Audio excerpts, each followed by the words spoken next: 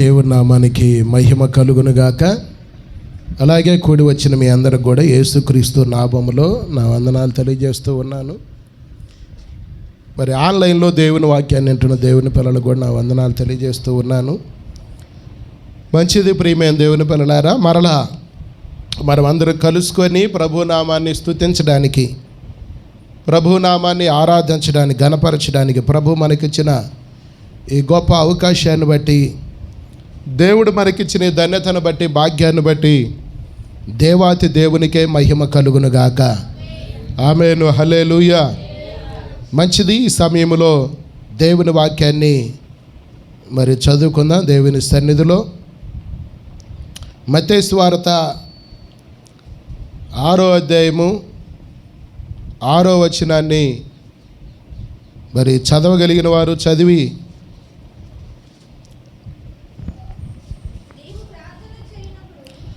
నువ్వు ప్రార్థన చేసేటప్పుడు నీ గదిలోనికి వెళ్ళి తలుపు వేసి రహస్యమందు చూచుచున్న నీ తండ్రికి ప్రార్థన చేయుము. అప్పుడు రహస్యమందు చూచుచున్న నీ తండ్రి నీకు ప్రతిఫలం ఇచ్చును. అదే అధ్యాయంలో 18వ వచనం కూడా ఒకసారి చదవండి. అప్పుడు రహస్యమందు చూచుచున్న నీ తండ్రి నీకు ప్రతిఫలము ఇచ్చును. చాలు. దేవుని స్తోత్రం కలుగునుగాక. ఆమేను, హల్లెలూయా. మంచిది ప్రియమైన దేవుని పిల్లలారా, దేవుని సన్నిధిలో ఈ వాక్యం ద్వారా దేవుడు మరి మనందరితో మాట్లాడునుగాక. ఆమేను, హల్లెలూయా. ఇక్కడ మనం గమనించినట్లయితే ప్రియమైన దేవుని పిల్లలారా, మత్తయి సువార్త 6వ అధ్యాయము 6వ వచనములో ఇక్కడ యేసయ్య చెబుతున్న మాట ఏంటయ్యా అంటే, అక్కడ ఏమంటూ ఉన్నాడమ్మా చదవండి. మనము ప్రార్థన చెయ్యాలి అనుకున్నప్పుడు, మీరందరూ కూడా చూడండి, అందరూ గమనించండి. మనమందరం ప్రార్థన చెయ్యాలి, లేదంటే నువ్వు ప్రార్థన చెయ్యాలి అనుకున్నప్పుడు మనం ఏం చేయాలంట అమ్మా? ఏం చేయాలంట? ఎక్కడికి వెళ్ళమంటున్నాడు? గదిలోకి వెళ్ళి ఏం చేయమంటున్నాడు? తలుపు వేసుకొని ప్రార్థన చెయ్యి అని అంటూ ఉన్నాడు. దేవుని స్తోత్రం కలుగునుగాక. ఇది ఎవరు చెప్పారంటే యేసయ్యే. ఆయన భూమి మీద సంచరించేటప్పుడు తన శిష్యులతోటి, ఆయన వెంబడించే ప్రజలందరితోటి ఆయన చెబుతున్న మాట ఏంటయ్యా అంటే, నువ్వు ప్రార్థన చెయ్యాలి అనుకున్నప్పుడు మనం ఏం చేయాలంట? మన గదిలోకి, అంటే ఒక దాన్ని ఏమంటారంటే ఏకాంత స్థలాన్ని మనము కోరుకోవాలి. దేవుని స్తోత్రం కలుగునుగాక. ఏకాంత స్థలం అంటే ఏంటయ్యా అంటే, మనము గదిలోకి వెళ్ళటం, వెళ్ళిన వెంటనే ఇంక మనం ఏం చేయాలంట? తలుపులని క్లోజ్ చేసేసుకోవాలంట. ఎందుకని?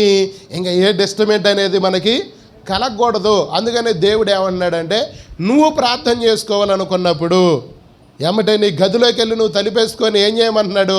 ప్రార్థన చేయమంటున్నాడు. అప్పుడు ఎవరు చూస్తారంట? రహస్యమందు చూచుచున్న నీ తండ్రి నీకేం చేస్తాడంట? ప్రతిఫలాన్ని ఇస్తాడంట. దేవుని స్తోత్రం కలుగునుగాక. ఆమేను, హల్లెలూయా. మీరు ఈరోజు మీరైనా మనమైనా మనం అందరం కూడా నేర్చుకోవలసిన ఒక మంచి లక్షణం, మనకు ఉండవలసిన ఒక మంచి బుద్ధి ఏందయ్యా అంటే, దేవుడు ఇక్కడ మనకు నేర్పుతూ ఉన్నాడు. మనము ప్రార్థన చేయాలనుకున్నప్పుడు ఒక గదిని కేటాయించుకోవాలి. దేవుని స్తోత్రం కలుగునుగాక. ఆమేను, హల్లెలూయా. ఇప్పుడు మరి గదులు కావాలంటే మేము ఇప్పుడు గదులు ఏడగట్టించుకోవాలయ్యా, మాకు అన్ని డబ్బులు ఆడి అయ్యా అని మీరు అనవచ్చు. అంటారుగా, మనకు ఉందే 2 గదులు కదా, ఆ 2 గదుల్లో ఇచ్చిన కొడుకు కోడలు వాళ్ళకు పుట్టిన పిల్లగాళ్ళు మళ్ళీ ఈ గదులు ఆడుతుంటారు. ఇక వరండాలో అంటే ప్రార్థన చేసుకోవాలి కాదు. మరి ఎలాగంటే మనము ప్రత్యేకంగా కేటాయించుకోవాలి. దేవుని స్తోత్రం కలుగునుగాక.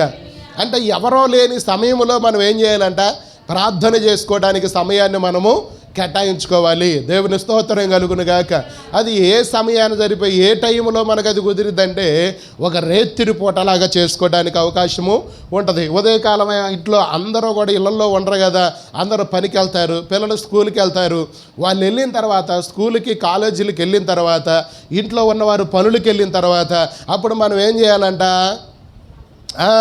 అప్పుడు మనం ప్రార్థన చేసుకోవచ్చు. దేవుని స్తోత్రం కలుగును గాక. అది 11 గంటల టైం అప్పుడా, 12 3 2 అంటే ఆ టయాలు అనేవి ఏ టయాలైనా పర్వాలేదులే, కానీ దేవుని సన్నిధిలో మనము ప్రత్యేకంగా ఒక సమయాన్ని, అంటే దాన్ని ప్రత్యేకంగా ఏకాంతంగా దేవునితో గడపడానికి మనము ఇష్టపడాలి. దేవుని స్తోత్రం కలుగును గాక. అది ఎలాగ సాధ్యమైందంటే ఇంట్లో అందరూ ఉన్నప్పుడు మనకు అది సాధ్యం కాదు. దేవుని స్తోత్రం కలుగును గాక. అందరూ వారి పనులకి వారి డ్యూటీలకు వెళ్ళినప్పుడు, వారు కాలేజీలకు వెళ్ళినప్పుడు, స్కూళ్ళకి వెళ్ళినప్పుడు అప్పుడు ఇల్లు ప్రశాంతంగా ఉంటుంది కనుక ఆ సమయంలో మనం ఏం చేయాలంట, టయాన్ని కేటాయించుకొని దేవుని సన్నిధిలో మనం ప్రార్థన చేయడానికి పూనుకోవాలి. దేవుని స్తోత్రం చెబుదామా? గట్టిగా ప్రభువుకు స్తోత్రం చెల్లిద్దాం. ఆమేన్, హల్లెలూయా. అలా కాకుండా ఒకవేళ ఇంటికాడే నీకు సమయం కుదరట్లేదు అనుకో, నువ్వు ఎక్కడ చేసుకోవచ్చు, దేవుని మందిరానికి వచ్చి నువ్వు ప్రార్థన చేసుకోవచ్చు. దేవుని స్తోత్రం కలుగును గాక. ఆమేన్, హల్లెలూయా. ఏమైంది, దేవుని మందిరానికి వస్తే అసలు ఇక దేవుని మందిరం దగ్గరకు వస్తే ఎవరు ఉంటారు? ఇక్కడ ఎవరు ఉండరు కదా, అటు ఇటు తిరిగే వాళ్ళు ఉండరు కదా, అటు నడిచేవాళ్ళు ఇటు నడిచేవాళ్ళు ఉండరు కదా, ఆ పని చేసేవాళ్ళు ఈ పని చేసేవాళ్ళు ఉండరు కదా, బొచ్చెల శబ్దం చేసేవాళ్ళు ఉండరు కదా, మాట్లాడే వాళ్ళు ఉండరు కదా. ఎక్కడ నువ్వు ప్రశాంతంగా దేవుని సన్నిధిలో ప్రార్థన చేసుకోగలుగుతావంటే ముఖ్యంగా దేవుని మందిరంలో నువ్వు చేసుకోగలుగుతావు. దేవుని స్తోత్రం చెప్పండి. ఆమేన్, హల్లెలూయా. ఈ రోజు నుంచి మీరు బాగా గమనించండి. తాళం చెయ్యి కవితమ్మ గారి దగ్గర ఉంటుంది. ఎవరైనా సరే ప్రార్థన చేసుకోవాలి అనుకున్నప్పుడు ఇంట్లో కాదు, దేవుని మందిరంలో. ఒకవేళ నీకు ఇంట్లో ఇబ్బందిగా ఉంటే దేవుని మందిరానికి వచ్చి నువ్వు 1 గంట ప్రార్థన చేసుకొని వెళ్ళటానికి ఇష్టపడినట్టయితే ఖచ్చితంగా రహస్యమందు చూచుతున్న నీ తండ్రి నీకేమిస్తాడంట, జవాబును ఇస్తాడంట. దేవుని స్తోత్రం కలుగును గాక. ఆమేన్, హల్లెలూయా, హల్లెలూయా. గట్టిగా ప్రభువుకు స్తోత్రం చెల్లిద్దామా? కొన్నిసార్లు మనం అధికారుల దగ్గర కొన్ని పనుల కోసం మనం వెళ్తాం. వారు బాగా చికాకులో ఉన్నప్పుడు, అంటే రష్ ఎక్కువగా ఉన్నప్పుడు మనం ఏదన్నా అడిగితే ఏం చేస్తారు? ఎఫ్సీబా ఏం చేస్తారు? చికాకు పడతారు. అదే అతను ఒంటరిగా ఉన్నప్పుడు, ప్రశాంతంగా ఉన్నప్పుడు కలవడానికి ఇష్టపడు. అలా వెళ్ళి కలిసి మనకున్న అవసరాన్ని, మనకున్న అక్కరని వాళ్ళకి చెప్పినప్పుడు ఖచ్చితంగా పని అయింది. దేవుని స్తోత్రం కలుగును గాక. దేవునితో మనం కూడా అలాగా ఏకాంతంగా గడపటానికి మనము ఇష్టపడాలి. దేవుని స్తోత్రం కలుగును గాక. అలా గడపడానికి మనం ఇష్టపడ్డప్పుడు ఖచ్చితంగా నువ్వు చేసే ప్రార్థనలకు దేవుడు జవాబిస్తాడు. దేవుని స్తోత్రం చెప్పండి. ఈ మత్తయి సువార్తలో 2 చోట్ల రాసి ఉంది కదా, 6వ అధ్యాయము 6వ వచనంలో రహస్యమందు చూచుచున్న నీ తండ్రి నీకేం చేస్తాడంట, ప్రతిఫలం ఇస్తాడు. తర్వాత 18వ వచనంలో కూడా అదే మాట ఉంది. అయితే ఆ పైన ఏమని రాయబడి ఉందంటే, మీరు ప్రార్థన చేయాలనుకున్నప్పుడు మీ గదిలోకి వెళ్ళండి, లేదంటే మందిరానికి వచ్చి దేవుని సన్నిధిలో ఏకాంతంగా కొంచెం గడపటానికి మనము ఇష్టపడినట్టయితే ఖచ్చితంగా దేవుని దగ్గర నుంచి మనం జవాబులు పొందుకోవచ్చు. ఆమేన్, హల్లెలూయా. ఏం చేయొచ్చు? దేవుని దగ్గర నుంచి జవాబులు మనం పొందుకోవచ్చు. మనకి సమస్యలు లేవా? చాలా సమస్యలు ఉన్నాయి. ఆ సమస్యలన్నిటి మీద మనం విడుదల పొందాలంటే నువ్వు రహస్యమందు చూచుచున్న నీ తండ్రికి ఏకాంతంగా దేవుని సన్నిధిలో ప్రార్థన చేస్తే ఒక బిడ్డగా నువ్వు నేను మనం అందరం కూడా కనపడినట్లయితే దేవుడు ఖచ్చితంగా జవాబు ఇస్తాడు. దేవుని స్తోత్రం కలుగును గాక. అయితే మనం ఇంకొక మాట కూడా జ్ఞాపకం చేసుకోవాల్సిన అవసరం ఉంది. అయితే ఎవరి ప్రార్థనలు ఆయన ఆలకిస్తాడు అది కూడా మనం తెలుసుకోవాలిగా. అమ్మా, ఎవరి ప్రార్థనలు ఆయన ఆలకిస్తాడు అని అంటే, కీర్తనల గ్రంథము 34 17వ వచనం చదవండి.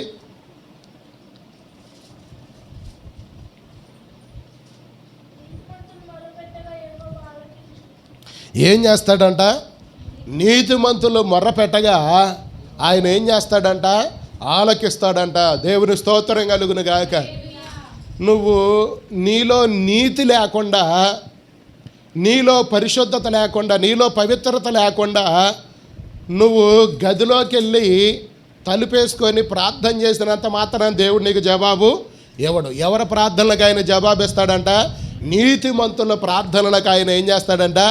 జవాబు ఇస్తాడంట. దేవుని స్తోత్రం చెప్పండి. ఆమేను, హల్లెలూయా చెప్పండి అమ్మ. ఎవరి ప్రార్థనలకు ఆయన జవాబు ఇస్తాడు? ఎవరి ప్రార్థనలు ఆయన రహస్యమందు ఆయన రహస్యంగా చూస్తాడు? ఎవరి ప్రార్థనలు ఆయన చూడగలుగుతాడు? ఎవరి ప్రార్థనలు ఆయన ఆలకించగలుగుతాడు? ఎవరి ప్రార్థనలకు ఆయన జవాబు ఇవ్వగలుగుతాడు అని అంటే నీతిమంతుల ప్రార్థనలకు ఆయన ఖచ్చితంగా ఏం చేస్తాడంట? జవాబు ఇస్తాడంట. దేవుని స్తోత్రం కలుగును గాక. మరి నీతిమంతులు ఎవరయ్యా అంటే, ఇప్పుడు మిమ్మల్ని అడుగుతున్నా, మీరు చెప్పండి, నీతిమంతులు అంటే ఎవరు? నీతిమంతులు అంటే ఎవరు? దేవుని యొక్క పిల్లలు. దేవుని స్తోత్రం కలుగును గాక. ఆమేను, హల్లెలూయా. మనం అందరం కూడా ఎవరి చేత నీతిమంతులుగా తీర్చబడ్డాము అని అంటే యేసయ్యను బట్టి మనం అందరం కూడా నీతిమంతులుగా తీర్చబడ్డాం. దేవుని స్తోత్రం కలుగును గాక. ఆయన 2025 సంవత్సరాల క్రితం కార్చిన రక్తం ఉంది చూసారా? ఆ పరిశుద్ధ రక్తాన్ని బట్టి మనం ఏం చేయబడ్డామంట? నీతిమంతులుగా తీర్చబడ్డాం. దేవుని స్తోత్రం కలుగును గాక. ఆమేను, హల్లెలూయా. ఇప్పుడు దేవుడు ఎవరి ప్రార్థనలు ఆలకిస్తాడంట?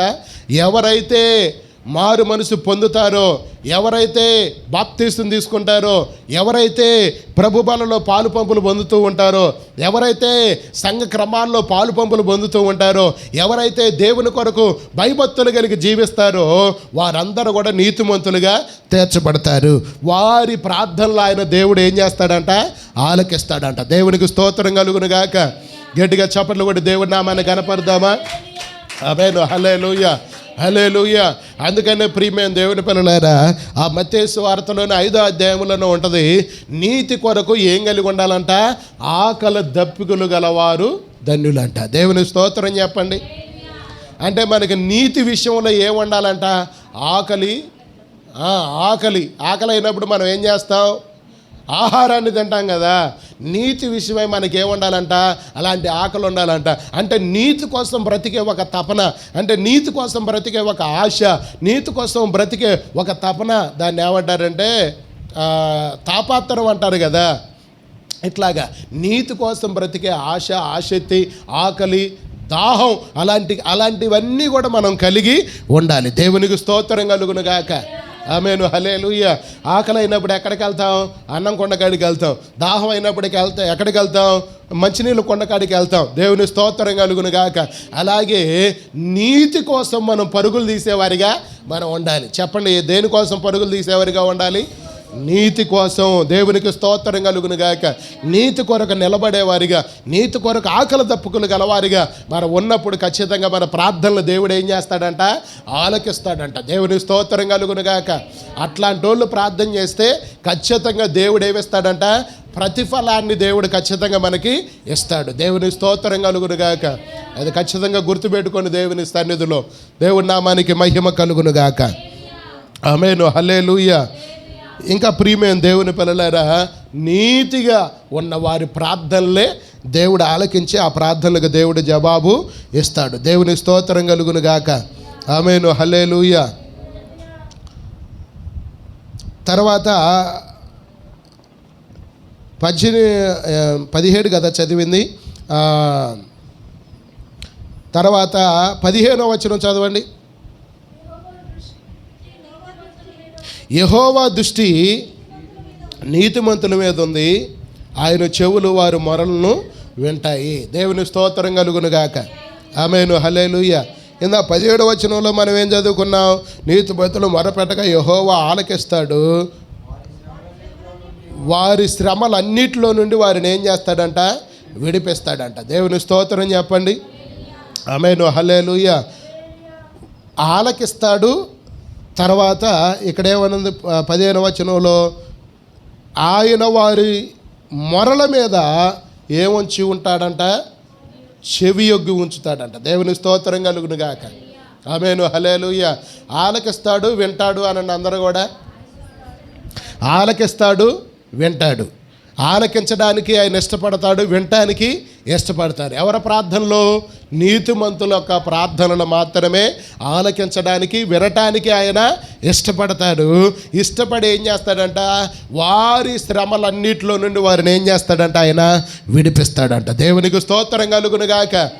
ఆమేను, హల్లెలూయా. ఇప్పుడు మిమ్మల్ని ఒక మాట అడుగుదాం అనుకుంటున్నా. నేను నీతిమంతున్నే అనే విశ్వాసం మీకుందా? లేదా? పోనీ నిన్ను బట్టి లేకపోతే దేవుని బట్టి అన్నా ఉందా? దేవుని స్తోత్రం చెప్పండి. ఉంటే ఖచ్చితంగా ఆ విశ్వాసంతో మనం ఏం చేయాలంట, ప్రార్థన చేయాలి. దేవుని స్తోత్రం కలుగును గాక. మరి ప్రార్థనలో కూర్చునేటప్పుడు ఎలా కూర్చోవాలని నేను గతంలో మీకు చెప్పా కదా. ఎలా కూర్చోవాలని చెప్పా? మనల్ని మనం సరి చేసుకొని దేవుని సన్నిధిలో పరిశుద్ధపరచబడి, మనల్ని మనం కడుక్కొని, మన తప్పులు మన అతిక్రమాలన్నీ ఒప్పుకొని ఆయన సన్నిధిలో మనం కూర్చొని ప్రార్థన చేసేవారిగా ఉండాలి. దేవుని స్తోత్రం కలుగును గాక. నేను చెప్తూ ఉన్నాను, మారు మనసు పొంది బాప్తీసం తీసుకొని ప్రభు బలలో పాలు పంపులు పొందుతూ సంఘ క్రమాల్లో పాలు పంపులు పొందుతున్న వారందరూ కూడా, దేవుని కొరకు బ్రతికే వారందరూ కూడా నీతిమంతులే. దేవునికి స్తోత్రం కలుగును గాక. అది మనను బట్టి కాదు, యేసయ్యను బట్టి, యేసయ్య కార్చిన రక్తాన్ని బట్టి మనం అందరం కూడా నీతిమంతులమే. దేవుని స్తోత్రం కలుగును గాక. అయితే నువ్వేం చేయాలంటే, నీతి కొరకు ఆకలి దప్పుకులు గలవాడవై దేవుని సన్నిధిలో మొరపెట్టే అనుభవం నీకు ఉండాలి. దేవుని స్తోత్రం కలుగును గాక. ఆమేను, హల్లెలూయా. అలాగ మనం బ్రతికినట్లయితే, నీతిగా బ్రతికినట్లయితే ఖచ్చితంగా నీ ప్రార్థనలు వినటానికంటే ఆయన ఏం చేస్తాడంట, చెవిలాగా పెడతాడంట. నువ్వు ప్రార్థన చేసేటప్పుడు ఏం చేస్తాడంట, చెవిలాగా పెడతాడంట. తర్వాత ఆలకిస్తాడంట. దేవుని స్తోత్రం కలుగును గాక. అలా ఆలకించి అలాగ విని ఏం చేస్తాడంట, మన శ్రమలన్నిటి నుంచి మన ఏం చేస్తాడంట, విడిపిస్తాడంట. దేవుని స్తోత్రం కలుగును గాక. ఆమేను, హల్లెలూయా. ఎప్పుడైనా నువ్వేందో, నీ విలువేందో, నీకొచ్చిన దేవుడిచ్చిన కృపేందో అది నువ్వు తెలుసుకొని ఎప్పటికైనా ప్రార్థన చేయటం నేర్చుకో. దేవుని స్తోత్రం కలుగును గాక. ఆమేను, హల్లెలూయా. పని లేదండి, ఈరోజు పని లేదు, ఒకరోజు ఉపవాస ప్రార్థన, నీకు అసలు ఉదయం నుంచి సాయంత్రం దాకా తినకపోతే ఒకవేళ కళ్ళు తిరిగే పరిస్థితుల్లోనే అనుకో, ఒక్క పూట తిని ఉండు. దేవుని స్తోత్రం కలుగును గాక. అట్లాగే ఎన్నో మన పిల్లలు ఉన్నారు, వాళ్ళ చదువుల కోసం, వారి భవిష్యత్తు కోసం ఎన్నో అనారోగ్యాలు మన కుటుంబాల మీద ఏలుబడి చేస్తూ ఉన్నాయి. ఆ పరిస్థితులన్నిటి నుంచి విడిపించబడాలని, ఎందుకని వాటిల్లోనే మనం ఎందుకు ఉండాలి, వాటి నుంచి విడుదల పొందాలి, విడుదల ఇవ్వాలి అని దేవుడు అనుకుంటున్నాడు. కానీ మనం ఏం చేస్తున్నామంటే వాటి నుంచి విడుదల పొందుకోవటం మనకి చేతగాట్ల. కనుక నీకు ఏ సమస్య ఉందో నాకు తెలియదు, కానీ నీకు ఏ సమస్య ఉన్నా సరే నువ్వు దేవుని సన్నిధిలో వచ్చి ఇలాగా నువ్వు సరిచేయబడి దేవుని రక్తం చేత కడగబడి ఆయన సన్నిధిలో మోకరించి ప్రార్థన చేస్తే ఖచ్చితంగా నీకున్న శ్రమ నుండి దేవుడు విడిపిస్తాడు. ఆమేను, హల్లెలూయా. నీకు చదివే ఒక సమస్య కావచ్చు, లేదంటే నీ కుటుంబమే నడిపించడమే ఒక భారం, ఒక సమస్య అనిపించవచ్చు, లేదంటే అప్పులు ఒక సమస్య, ఒక భారంగా మనకు అనిపించవచ్చు. ఏదున్నా సరే దేవుడు మనని విడిపించడానికి ఆయన సామర్థ్యత కలిగిన దేవుడు, శక్తి కలిగిన దేవుడు, ఆయన బలం కలిగిన దేవుడు ఆయన. దేవుని స్తోత్రం కలుగును గాక. ఏదో లోకంలో ఒక సామెత ఉంది, సంకలో పిల్లగాన్ని పెట్టుకోనంట ఊరు మొత్తం ఎదుగులాడతారంట కొంతమందిని. జవాబిచ్చే దేవుడు మనతో ఉండగా ఎక్కడెక్కడో మనం ఏం చేస్తామంటే అక్కడ జవాబు దొరికిద్దేమో, ఇక్కడ జవాబు దొరికిద్దేమో, అక్కడ పరిష్కారం ఉంటుందేమో, ఇక్కడ పరిష్కారం ఉంటుందేమో అని మనం అనుకుంటాం. దేవుడు బలమైన దేవుడు, శక్తి కలిగిన దేవుడు, ఏదైనా చేయగలిగిన దేవుడు మనతో ఉండగా మనకు అసలు ఇంకా భయం ఏంది? నీకే సమస్య వచ్చినా వాళ్ళకు చెప్పుకోవాలని అనుకో మాకు, వీళ్ళకి చెప్పుకోవాలి అనుకో మాకు, చనిపోవాలి అనుకో మాకు. దేవుడికి చెప్పు. దేవునికి స్తోత్రం కలుగును గాక. నువ్వు ఎవ్వరికి నచ్చకపోయినా దేవుడికి మాత్రం నచ్చావు.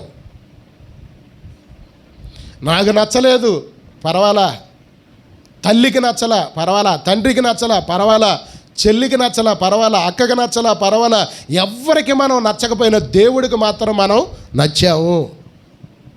దేవుని స్తోత్రం కలుగును గాక. ఎందుకంటే జగత్తి పునాది వెయ్యబడక ముందే, అంటే అసలు ఈ భూమికి పునాది వేయబడక ముందే దేవుడు నిన్ను నన్ను మనందరిని కూడా ఆయన ఎన్నుకున్నాడంట, ఆయన కుమార్తెలుగా, ఆయన కుమారులుగా. దేవుని స్తోత్రం కలుగును గాక. ఇక నేను ఎన్నుకోకపోతే నీకేమైంది? నిన్ను నీ వాళ్ళు ఎన్నుకోకపోతే ఏమైంది? వాళ్ళు నిన్ను ప్రేమించకపోతే ఏమైంది? దేవుడు నమ్మదగిన వాడు. దేవుని స్తోత్రం కలుగును గాక. ఆమేను, హల్లెలూయా. ఆయన మన పిలిచింది, ఆయన మన ఎన్నుకుంది, ఆయన మన పిలిచింది, ఆయన మన నీతిమంతులుగా చేసింది, ఆయన పిల్లలుగా, ఆయన కుమార్తెలుగా, ఆయన కుమారులుగా చేసుకుంది ఆయన. ఆమేను, హల్లెలూయా. అలాంటి ఒక బలమైన దేవుడు మనకుండగా నువ్వు ఎన్ని సమస్యలు ఉంటే ఆ సమస్యలు ఎలాగ దాటితే బాగుంటుంది అనేది నువ్వు అక్కడక్కడ పరిష్కారాలు ఎతుకులాడుకోవడం కాదు, దేవుని మందిరంలోనే నీకు పరిష్కారం ఉంది. నువ్వు తలిపేసుకొని నీ గదిలో ప్రార్థన చేసుకో, ఒకరోజు వారంలో ఒకరోజు చేసుకో. దేవుని స్తోత్రం కలుగును గాక.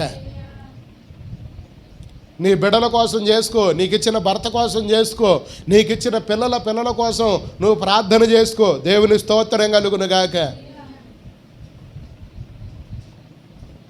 ఆ ప్రార్థనకి దేవుడు ఏమిస్తాడంట? ప్రతిఫలాన్ని ఇస్తాడంట. గట్టిగా చప్పట్లు కూడా దేవుడి నామాన్ని కనపడతావా? ఆమేను, హల్లెలూయా, హల్లెలూయా. ఇప్పుడు చెప్పండి, దేవుడు మనం నీతిమంతులమా కాదా? మనం మారు మనసు పొందామా పొందలేదా? బాప్తిస్తం పొందామా పొందలేదా? ప్రభు బలలో పాలు పంపులు పొందుతున్నామా పొందట్లేదా? సంఘ క్రమాల్లో పాలు పంపులు పొందుతున్నామా పొందట్లేదా? దేవుడు మనకి అర్హతలు ఇచ్చాడు కదా. ఖచ్చితంగా మన ప్రార్థనలు ఆయన ఆలకిస్తాడు, వింటాడు, జవాబిస్తాడు. దేవుని స్తోత్రం కలుగును గాక. ఆమేను, హల్లెలూయా. తర్వాత మరొక మాటను మనం చదువుకుందాం. దేవుని స్తోత్రం కలుగును గాక. కీర్తన గ్రంథము 91వ అధ్యాయము 15వ వచనం. ఆయన ఇంకా ఎవరి ప్రార్థనలకు జవాబిస్తాడో మనం చూద్దాం. 91వ కీర్తన 15వ వచనం.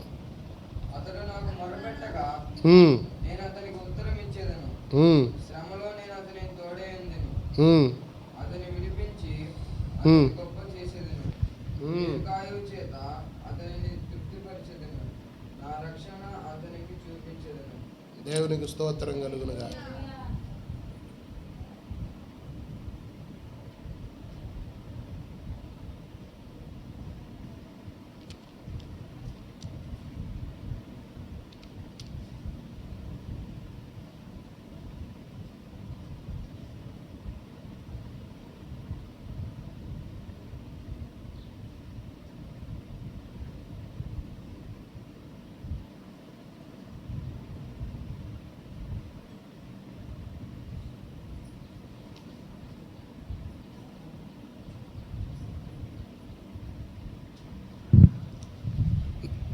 మంచిది. దేవుని స్తోత్రం కలుగును గాక. హల్లెలూయా. క్షమించండి, అది కాదు వచనం. దేవుని సన్నిధిలో హల్లెలూయా. 145వ కీర్తన 18వ వచనం.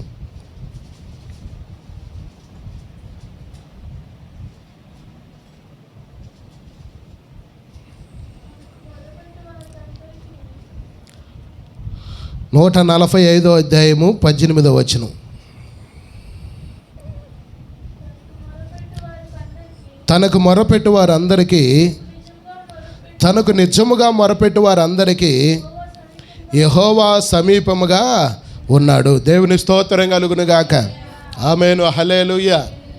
ఇప్పుడు రెండో మాటగా ఆయనకంట నిజంగా మొరపెట్టే వారు కావాలంట. దేవుని స్తోత్రం కలుగును గాక. ఆయన ఇంకా ఎవరికి జవాబిస్తాడంట? వాళ్ళకి సమీపముగా ఉంటాడంట. అంటే సమీపముగా అంటే దేవుడు సహాయం చేయడానికి, వాళ్ళ ప్రార్థనలకి ప్రతిఫలాన్ని ఇవ్వటానికి ఆయన సమీపముగా ఉంటాడంట. ఎలాంటి వారికంటే నిజముగా మొరపెట్టు వారికి. దేవుని స్తోత్రం చెప్పండి. ఆమేను, హల్లెలూయా. అంటే నిజంగా అబద్ధంగా మొరపెట్టే వాళ్ళు కూడా ఉంటారా? చెప్పండి. నిజంగా అబద్ధంగా మొరపెట్టే వాళ్ళు కూడా ఉంటారంట. ఖచ్చితంగా ఉంటారు. దేవుని స్తోత్రం చెప్పండి. అసలు నిజంగా అవసరమైన వాళ్ళు ఏం చేస్తారు? నిజంగా ఒక అవసరం ఉందండి. అది నిజం, అది అవసరం, చాలా అవసరమే. దేవుని స్తోత్రం కలుగును గాక.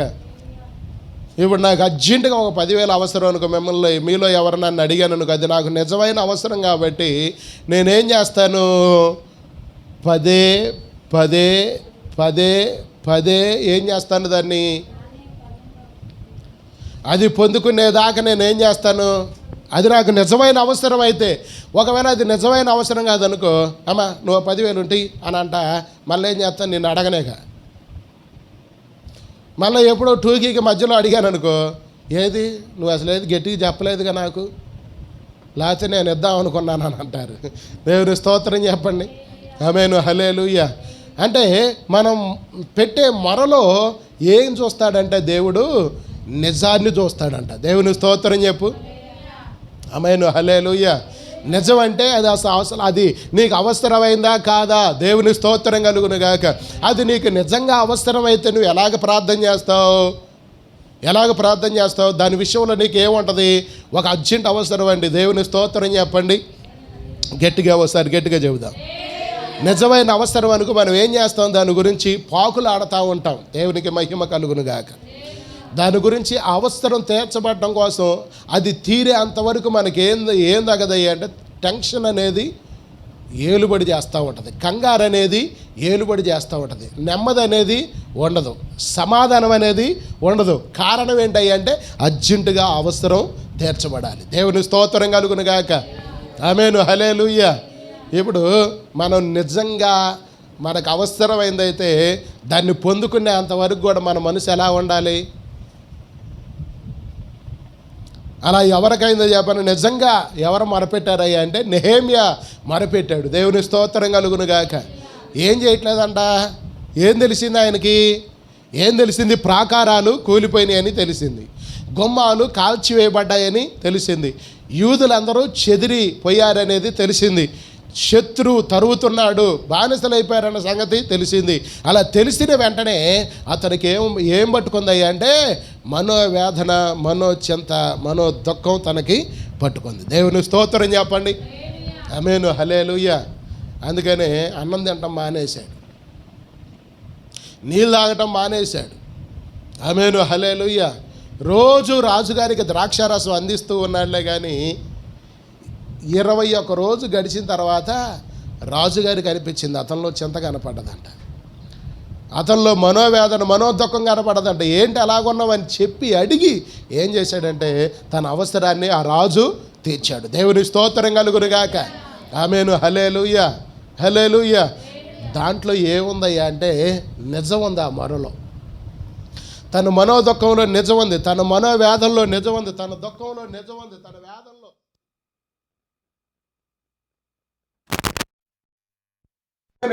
అతను ఏం చేశాడంటే ఆ ప్రార్థన ఆలకించి ఆ రాజు ఏం చేశాడంటే నీకేం కావాలి ఇప్పుడు చెప్పు అని చెప్పేసి అడిగి తెలుసుకొని ఆయన కావలసినవన్నీ ఇచ్చి ఆ యెరూషలేముకు తన్ని పంపించాడు. దేవునికి స్తోత్రం కలుగును గాక.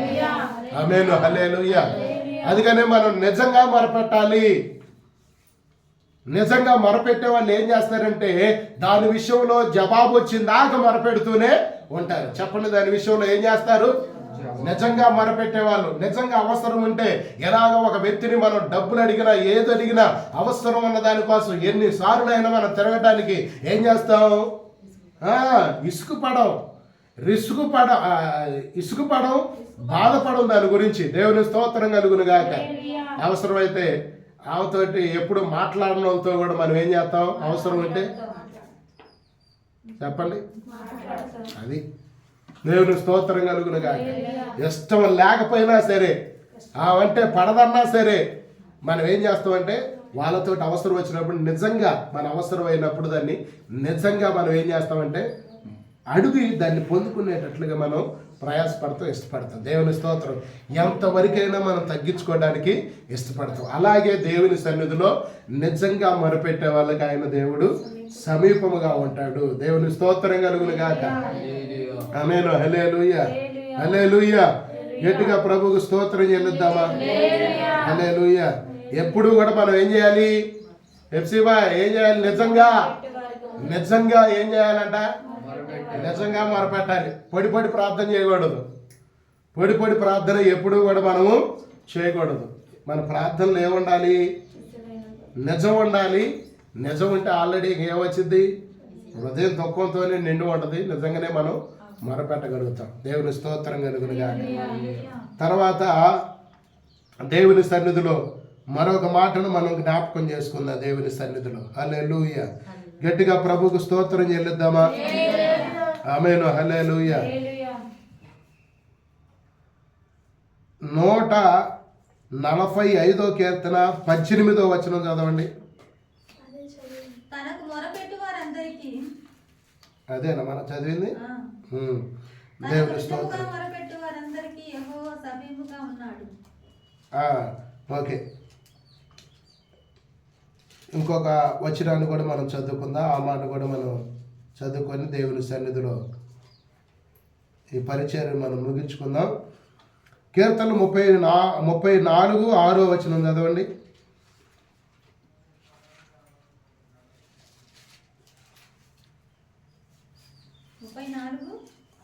6వ వచనం. ఈ దీనుడు మొరపెట్టగా యెహోవా ఆలకించును, అతని శ్రమలన్నిటిలో నుండి అతన్ని రక్షించును. దేవుని స్తోత్రం చెప్పండి. ఇంకా ఎవరు ప్రార్థనలు ఆలకిస్తాడంటే దేవుడు దీనులు ప్రార్థన ఆలకిస్తాడు అని అందరూ కూడా. ఆమేన్. హల్లెలూయా. ఎవరు ప్రార్థనలు ఆలకిస్తాడమ్మా? దీనుల ప్రార్థన అని అందరూ కూడా. దీనుల ప్రార్థన ఆయన ఏం చేస్తాడంట? ఆలకిస్తాడు. దేవుని స్తోత్రం కలుగును గాక. ఆమేన్. హల్లెలూయా. ఇప్పుడు మనలో రెండు మాటలు మాట్లాడుకున్నాం. ఒకటి, నీతిమంతుల ప్రార్థన ఆయన ఆలకిస్తాడు. 2, నిజంగా మొరపెట్టే వాళ్ళ ప్రార్థన ఆయన ఆలకిస్తాడు. 3 ఏంటయ్యా అంటే దీనుల ప్రార్థన ఆయన ఆలకిస్తాడు. దేవుని స్తోత్రం కలుగును గాక. ఆమేన్. హల్లెలూయా. ఇప్పుడు మనం ఏం చేయాలి అంటే అసలు మనలో దీనత్వం ఉందా లేదా అనేది మనం ఇప్పుడు చూసుకోవాలి. దేవుని స్తోత్రం కలుగును గాక. దీనత్వం ఉందా? తగ్గించుకునే జీవితం ఉందా నీకు? ఆమేన్. హల్లెలూయా. కొంతమందికి ఏం కావాలని దేవుడు కోరుకుంటూ మనలో ఏ లక్షణాన్ని కోరుకుంటూ ఉన్నాడంటే దేన మనసు తగ్గించుకునే వాళ్ళు దీనులుగా ఉండాలని ఆయన కోరుకుంటూ ఉన్నాడు. దేవుని స్తోత్రం కలుగును గాక. మరి ఆ దేనత్వం అనేది మనలో ఉందా లేదా? ఆమేన్. హల్లెలూయా. నేను ఒక మాట అంట, మీరు పడతారా పడరా? లేదంటే కోడలే అనిద్ది, పడతారా పడరా? అత్తే అనిద్ది, పడతారా పడరా? దేవుని స్తోత్రం కలుగును గాక. ఒక తండ్రి అంటాడు, పడతారా పడరా? ఒక తల్లి అనిద్ది, పడతారా పడరా? అసలు దీనత్వం అనేది ఉండాలి కదా. దీనుడు మొరపెట్టగా. దేవుని స్తోత్రం కలుగును గాక. ఎప్పుడైనా సరే తగ్గించుకున్న వాళ్ళు ఏం చేయబడతారంట? హెచ్చించబడతారంట. అర్థమవుతుందా? అబ్బాయి ఆలకించాలి, పిల్లలు మీరే ఆలకించాలి. దేవుని స్తోత్రం కలుగును గాక. ఇప్పుడు యవనస్తులు బాగా ఈ మాటలు ఆలకించాలి. దేవుని స్తోత్రం కలుగును గాక. వీళ్ళకి మ్యాచింగ్ డ్రెస్సులు కొని పెట్టకపోతే బాధపడతాయి. దేవుని స్తోత్రం చెప్పండి. కాస్ట్లీ డ్రెస్సులు కొని పెట్టకపోతే బాధపడతారు. వాళ్ళకి ఇష్టమైన చెప్పులు కొని పెట్టకపోతే అసలు తగ్గించుకోరు. ఏదయ్యా, ఏది బాగుందా, బాగానే ఉంది, నీ మొహలాగే ఉందని తల్లిదండ్రులే అంటారు. దేవుని స్తోత్రం చెప్పండి. ఆమేన్, హల్లెలూయా. నేను చిన్నప్పుడు మా నాన్న ఎవరన్నా ఇంట్లో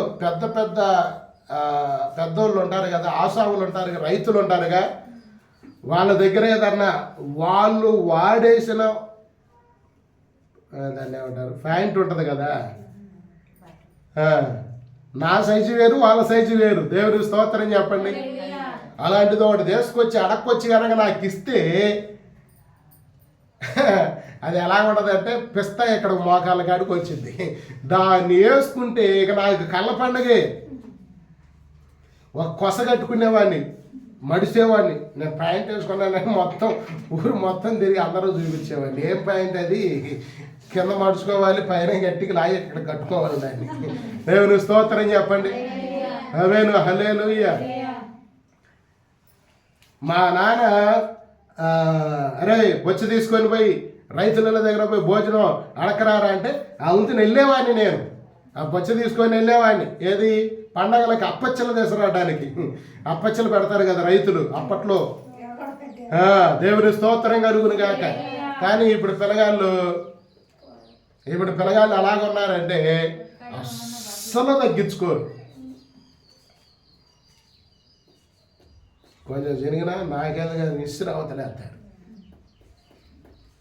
ఏ పెద్దలైనా, యవనస్తులైనా, పెద్దోళ్ళైనా, చిన్నోళ్ళైనా దేవుడు ఏం చూస్తాడంటే తగ్గింపు జీవితాన్ని చూస్తాడు. తగ్గించుకున్న వారినే దేవుడు ఏం చేస్తాడంట, హెచ్చిస్తాడంట. దేవుని స్తోత్రం కలుగును గాక. వారు నాయన, నీకు అసలు ఏమి లేకపోతే నీ వారసాన్ని నిర్వహిస్తుంటే రేపు నీ కారులను, బంగారమను, ఎండను ఎన్ని ఎత్తడా నీకు? అప్పుడు అసలు ఎవడిని లెక్క చేయవు నువ్వు. దేవుని స్తోత్రం చెప్పండి. అసలు ఏమి లేకపోతేనే లెక్క చేయట్లేదు నువ్వు. రేపు నీకు అన్నీ ఇస్తే నువ్వు అన్నీ లెక్క చేస్తావా? అప్పుడు తండ్రిని లెక్క చేయవు, తల్లిని లెక్క చేయవు, ఇరుగు పొరుగు వాళ్ళని అసలు ఎవరిని లెక్క చేయవు. దేవుని స్తోత్రం కలుగును గాక. ఆమేన్, హల్లెలూయా. మన స్థితిని ఎప్పుడూ కూడా మనం మర్చిపోకూడదు. దేవుని స్తోత్రం కలుగును గాక. చెప్పండి, మన స్థితిని ఎప్పుడూ కూడా మనం ఏం చేయకూడదంట, మర్చిపోకూడదు. దేవుని స్తోత్రం కలుగును గాక. మీరు నమ్మండి, నమ్మకపోండి, ఇంచుమించుగా 15 సంవత్సరాలు వచ్చిందాక, ఇంచుమించుగా మా నాన్న 15 సంవత్సరాలు ఆ టైంలో నాకు అంత వయసు వచ్చినప్పుడు మా నాన్న చచ్చిపోయాడు. మా నాన్న ఎవరైనా సొక్కాలు అడక్కొచ్చి నాకు ఎప్పుడు ఒక సొక్క ప్రత్యేకంగా కుట్టించి ఇచ్చింది లేదు. వాళ్ళని అడక్కొచ్చి, ఎందుకంటే మా కుటుంబం చాలా పెద్దది, 6 అన్నదమ్ములు, 3 అక్క చెల్లెలు, వీళ్ళకు పుట్టిన పెనగాలు చూడండి. మేము కట్టుకున్న పూరిళ్ళు చాలక హై స్కూల్ ఉంది కదా అక్కడ, ఇటు కొరటకల్లు పోతుంటే హై స్కూల్, పెద్ద హై స్కూల్ ఉంది కదా, హై స్కూల్లోకి వెళ్ళి ఆ పెంకుటి అక్కడ పండుకునే వాళ్ళం అన్నమాట మేము. దేవుని స్తోత్రం కలుగును గాక. ఆమేన్, హల్లెలూయా. కారణం ఏంటయ్యా అంటే మా కుటుంబం పెద్దది. అందుకనే 15 సంవత్సరాల వయసు నాకు వచ్చినప్పుడు కూడా ఎప్పుడు కూడా మా నాన్న ఎప్పుడు నాకు కొత్త సొక్కా కానీ, కొత్త పాయింట్ కానీ, లేదంటే నిక్కర్లు కదా అప్పుడు, ఎట్లాంటి కొత్త కుట్టించి నాకు ఇచ్చినవి లేదు. దేవుని స్తోత్రం కలుగును గాక. ఆళ్ళ దగ్గర అడక్కొస్తే అవి తీసుకొస్తే వాటిని వేసుకునేవాడిని అన్నమాట నేను. దేవుని స్తోత్రం కలుగును గాక. ఆమేన్, హల్లెలూయా. కానీ మా నాన్నకి నేనంటే చాలా ఇష్టం.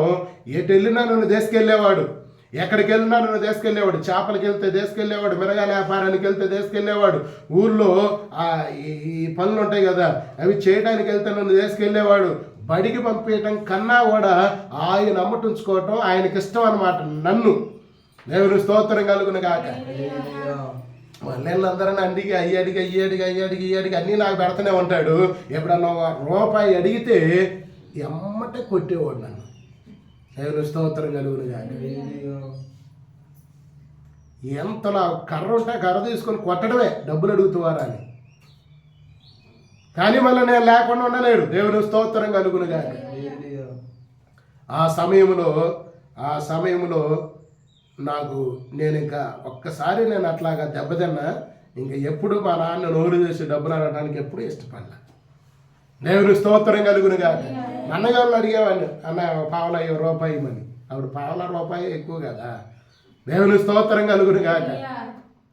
మన ఏం చేసేవాడు అంటే రూపాయి ఎత్తాను, ఆయన గాబునన్నా నీళ్లు పోయి రాయినవాడు. గాబునన్నా నీళ్లు పోసి రూపాయలు సంపాదించుకునేవాడిని. ఇప్పుడు అసలు ఏ పని చెప్పకుండా పిల్లగాళ్ళకి డబ్బులు ఇస్తున్నా ఇంకా దావట్లా. దేవుని స్తోత్రం చెప్పండి. ఆమేను హల్లెలూయా. పరిస్థితులు అలాగున్నాయి అప్పట్లో. తగ్గించుకున్న వాళ్ళని దేవుడు ఎప్పుడైనా సరే ఏం చేస్తాడంట? హెచ్చిస్తాడు. దేవుని స్తోత్రం కలుగునుగా. నిజంగా దేవుడు నా జీవితంలో అదే చేశాడు. దేవునికి మహిమ కలుగునుగా. ఆమేను హల్లెలూయా. నేను అన్ని విషయాల్లో అంటే తెలిసి తెలియని వయసులో ఏదన్నా ఉడుదుడుకునిగా నేను మాట్లాడేనేమోనే కానీ నేను వీటిని బట్టి చాలా, ఈ పరిస్థితులను బట్టి నేను చాలా బాధపడేవాడిని. దేవుని స్తోత్రం కలుగునుగా. మా నాన్న చనిపోయిన తర్వాత నాకు ప్రేమ అనేది చాలా కరువు అయిపోయింది. ఇక నన్ను ప్రేమించేవాళ్ళు లేకుండా పోయారు. దేవుని స్తోత్రం కలుగునుగా. ఆమేను హల్లెలూయా. ఇంకెవరు ప్రేమిస్తారు? ఎప్పుడైనా సరే మన తండ్రి కన్నా తల్లి కన్నా ఇక మిగతా వాళ్ళు మన ఎవరో కూడా ఎక్కువగా మన ప్రేమించలేరు. ఇది సత్యం. దేవుని స్తోత్రం కలుగునుగా. అంటే భూమి మీద ఒక తల్లి కన్నా ఒక తండ్రి కన్నా ఈ భూమి మీద నీకు ఇచ్చిన భర్త కావచ్చు, భార్య కావచ్చు, ఇంకెవరన్నా కావచ్చు, వాళ్ళు ఎవరు మన తండ్రి కన్నా తల్లి కన్నా ఎక్కువగా మన ఎవరు ప్రేమించలేరు. యవనస్తులు మీరు బాగా గమనించండి. తల్లిదండ్రులు మీరు కలిగి ఉండటం దేవుని దయ, దేవుని కనికరం. దేవుని స్తోత్రం కలుగునుగా. ఆమేను హల్లెలూయా. మా నాన్న చనిపోయిన తర్వాత నాకు తెలిసింది, అప్పటి నుంచి ఇప్పటిదాకా నేను ఒంటరివాడిగానే బ్రతుకుతూ ఉన్నాను. దేవుని స్తోత్రం కలుగునుగా. ఆమేను హల్లెలూయా. భూమి మీద ఒంటరివాడిగానే బ్రతుకుతున్నానని ఆత్మీయంగా నా దేవుడు నాతో ఉన్నాడు. దేవుని స్తోత్రం కలుగునుగా. కనుక మనకి ఏ ఉన్నా లేకపోయినా తగ్గించుకునే జీవితం అనేది చాలా అవసరం. దేవుని స్తోత్రం కలుగునుగా. దీనుల ప్రార్థన ఆయన ఎప్పుడూ దాటిపోయే దేవుడు కాదు. దేవుని స్తోత్రం కలుగునుగా. ఆమేను హల్లెలూయా. ఆ మనసు దేవుడు మనకి ఇవ్వాలని మనం ప్రార్థన చేసుకోవాలి. దేనత్వం తగ్గింపు జీవితం. దేవుని స్తోత్రం కలుగునుగా. ఆమేను హల్లెలూయా. మీరు నమ్మండి, మా అన్నయ్య దగ్గర నేను ఉంటే మిగిలిపోయిన సద్యాన్నం పెట్టేది అదే తినేవాడిని నేను. మిగిలిపోయిన సద్యాన్నం అది మా అన్నయ్య చూస్తే ఊకోడు, కానీ మా వదినకి ఎక్కువ బియ్యం వేయడం అలవాటు. ఆ బో వేస్ట్ కాకూడదు, నీరు కారుతుంటే ఆ బోయే పెట్టేది, అదే తిని టాపిక్ పనికి వెళ్ళేవాడిని నేను. దేవుని స్తోత్రం కలుగునుగా. కూరలు వాసన వచ్చాయి. దాని నిమిత్తమే అట్లాగా మా అన్నయ్య కూడా నచ్చదు. మా అన్నయ్య బాగా కొట్టేవాడు మా వదిన్ని, కానీ అవే పెడితే అవే తిని నేను పనికి వెళ్ళేవాడిని. దేవుని స్తోత్రం కలుగునుగా. అప్పుడు నాకు యేసయ్య తెలియదు.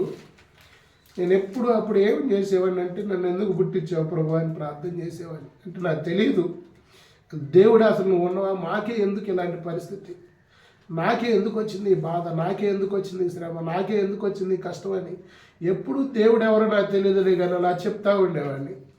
ఆ ప్రార్థన దేవుడిని నన్ను దర్శించాడేమో. దేవుని స్తోత్రం కలుగునుగా. ఆమేను హల్లెలూయా. మీరు నమ్మండి ప్రియమైన దేవుని పనులారు. నేను అన్నం తినే విషయం నాకు ఆకలి ఎక్కువ, అన్నీ తినాలనిపించింది నాకు, కానీ ఏమీ తినలేని పరిస్థితి, డబ్బులు లేవు. దేవుని స్తోత్రం కలుగునుగా. ఇప్పుడు నమ్మండి, నేను తినలేనన్నా కానీ దేవుడు నాకు అన్నీ తీసుకొచ్చి పెడుతున్నాడు. దేవునికి మహిమ కలుగునుగా.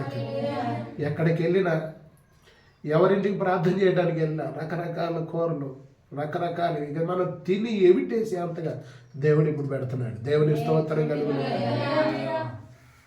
అందరూ నన్ను మర్చిపోయినా దేవుడు మాత్రం నన్ను మర్చిపోవాలి. దేవుని స్తోత్రం కలుగునుగా. ఆమేను హల్లెలూయా. నేను అందుకని అంటున్నాను, తగ్గింపు జీవితం అనేది మనకు చాలా అవసరం. దేవుని స్తోత్రం కలుగునుగా.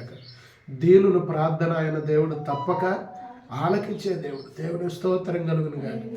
నేను అందుకని ఇప్పటికి కూడా సరే సాంబసూరు లేకపోయినా కోత బియ్యం ఇప్పుడు నా పెట్టినా కానీ నేను తింటాను. అది నా కడుపులు నొప్పి వచ్చినా తింటా. నేను పిల్లగాళ్ళకు కూడా నేను అదే చెబుతాను, ఇప్పుడు లేకపోతే ఆ బియ్యం వండంట. నేను ఆ పరిస్థితిని మర్చిపోకూడదు. దేవుని స్తోత్రం కలుగునుగా. తగ్గింపు జీవితం అనేది చాలా అవసరం. తగ్గింపు జీవితాన్ని చూసి దేవుడు మన విషయంలో కార్యాలు చేయటం మొదలు పెడతాడు. దేవుని స్తోత్రం కలుగునుగా. చెప్పండి, ఎవరి ప్రార్థనలు దేవుడు ఆలకిస్తాడు? నీతిమంతుల ప్రార్థన ఆలకిస్తాడు. నిజంగా మొరపెట్టే వాళ్ళ ప్రార్థన ఆలకిస్తాడు. దీనుల ప్రార్థన ఆయన ఆలకిస్తాడు. దేవుని స్తోత్రం కలుగునుగా. ఆమేను, హల్లెలూయా. కనుక మీరు ఎలాగ దాన్ని ఇలాంటి స్వభావం కలిగిన వారి ప్రార్థనలు ఆయన ఆలకిస్తాడు. ఆ ప్రార్థన చేయడానికి ముందు మనం ఏం చేయాలి? ఒక గదిలోకో మందిరంలోకి వెళ్ళి ప్రార్థన చేసుకోండి. మీకు 2 చేతులు జోడించి నేను చెప్పేది ఏంటంటే, మీరు నాకు చెప్పుకోలేని శ్రమలు చాలా ఉన్నాయి. మీరు ఇలాగా ఎప్పుడైనా మీకు పనులు లేనప్పుడు ఒక రోజు కేటాయించుకొని ఒంటరిగా కూర్చొని దేవుని మందిరంలో గడపండి, ప్రార్థన చేయండి. దేవుడు ఆ శ్రమలన్నిటి నుంచి విడిపిస్తాడు. మాట ఇచ్చి మాట తప్పని దేవుడు ఆయన. దేవుని స్తోత్రం. సేవకుడు తప్పుతాడేమో, ఇంకా ఎవరెవరైనా తప్పుతారేమో కానీ ఆయన మాత్రం మాట తప్పే దేవుడు కాదు. దేవుని స్తోత్రం కలుగును కాక. ఆమేను, హల్లెలూయా. నేను ఇంకా తగ్గించుకోవటానికే ఇష్టపడుతున్నాను, దేవుని సన్నిధిలో ఎదగటానికి ఇష్టపడుతున్నాను. మీరు కూడా అతి కృప మీకు కూడా దేవుడు అనుగ్రహించును కాక. ఆమె దేవుడి మాటలు దేవుడు మన అందరూ దేవుడు దీవించి ఆశీర్వదించును కాక. ఆమె ప్రార్థన చేసుకుందాం అందరూ. దేవుని